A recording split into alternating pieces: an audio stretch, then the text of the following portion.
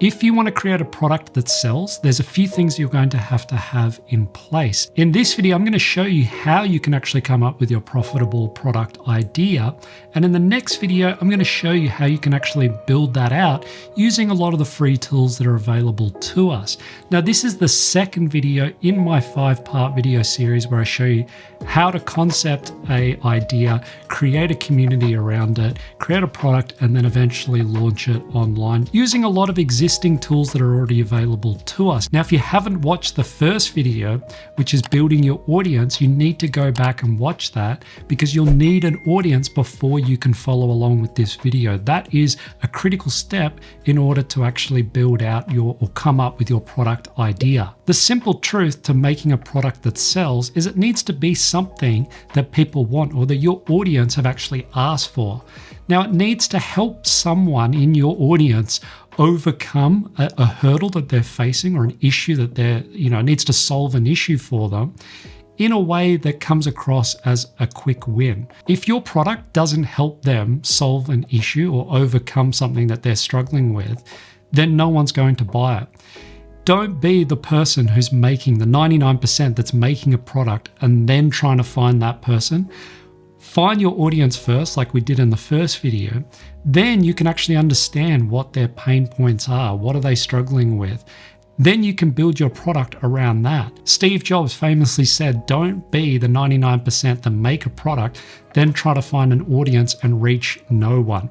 You want to find who that audience is and build that community around that topic. Then you want to build your product that solves the issues for that specific target market. Now, I talk about all of this stuff in more detail. So if you want to get a head start on this, you can check out my free mini workshop. There'll be a link down in the description.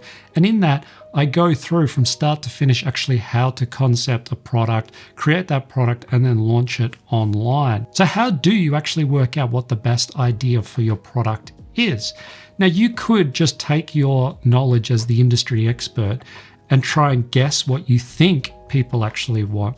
And most of the time, you might be in the general ballpark, but it's not really getting to the core of the issue.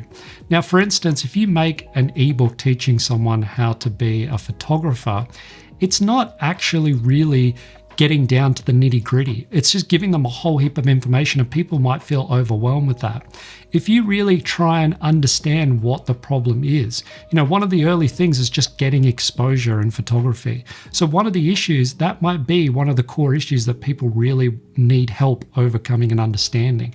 So that's what you're going to build your product around. A really simple way to do this is through a process called validation, where you go to your audience and you actually just ask them the question. Here on screen is an example of an I'm thinking about post, which you would send out to your audience to ask them those exact questions. So an example is, I'm thinking about creating an ebook that will teach you how to take great photos in just 5 simple steps. Are you interested?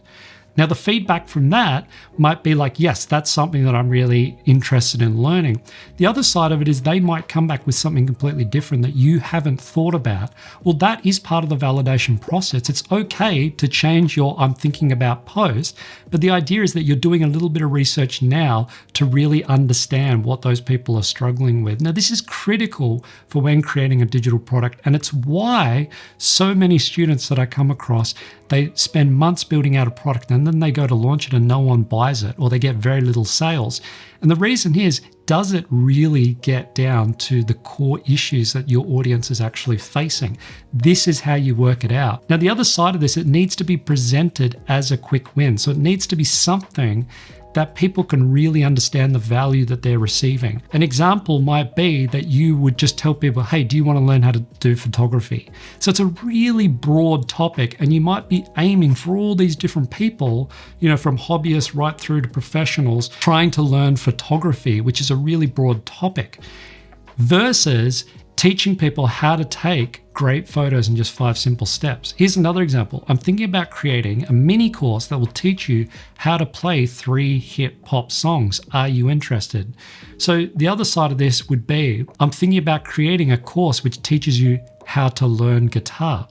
So see what I'm doing here? It's creating something that's really specific or really niches down to a core issue that people, want to learn. I don't know how to play guitar, but if I was looking at that, I'd probably be more interested in learning how to play the 3 hits pop songs versus trying to learn guitar from start to finish.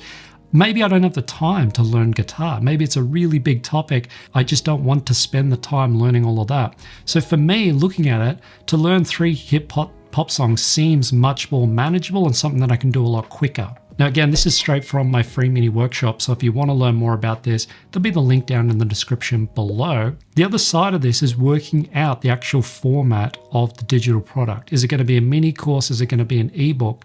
You want to try and work out what that is. Now, a simple way of working that out is understanding, from the first video we looked at creating avatars, understanding where your audience is. If you're someone who makes something, for instance, well, then you need to show that is probably going to be best showing that in a video of some sort.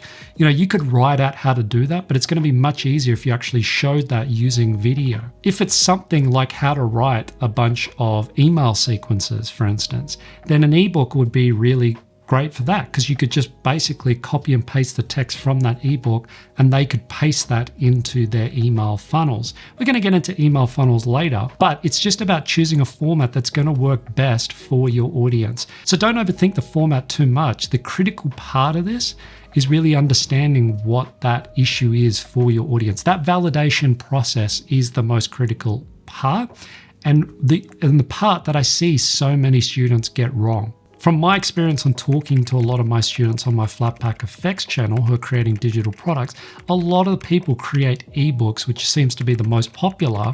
But one of the biggest issues I see where they go wrong is they make it too general.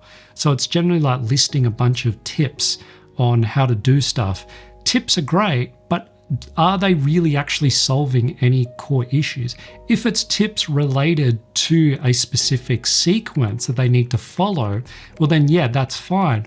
But most people just create too generalized product and they're trying to aim at too many different people and they haven't done that validation process. So by doing that, this is critical to actually getting a product that sells. So I guarantee if you follow these steps that I've laid out for you in this video, you will have a product idea that people actually want because you've already validated it with your audience, and your audience is built around the topic of the product that you're creating. So all of this is tied in together, and this is why it's a process and you can't just skip ahead on what most people do. They just go ahead and create products and then try and sell them online. It's much harder to try and find those people than it is just to ask your audience already what they're looking for and create the product around that. Now, you don't need a large audience size. Now, I've got over 100,000 subscribers, but you don't need that in order to start selling products. You only have a handful of people, that's fine. In fact, it's actually better because you can actually open up communication with those people in a lot more detail and really spend time trying to understand who those people are.